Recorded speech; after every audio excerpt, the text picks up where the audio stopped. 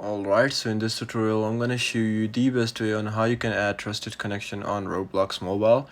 It's very simple. First up, you need to open up Roblox, and once you open the Roblox app, just press on these three dots on the bottom right, and right over here you need to go to settings.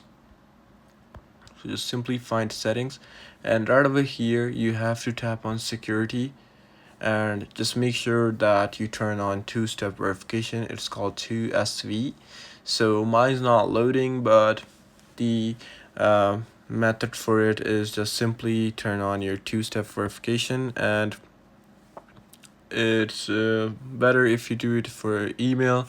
And once this is done, choose email or authenticator and then verify your app.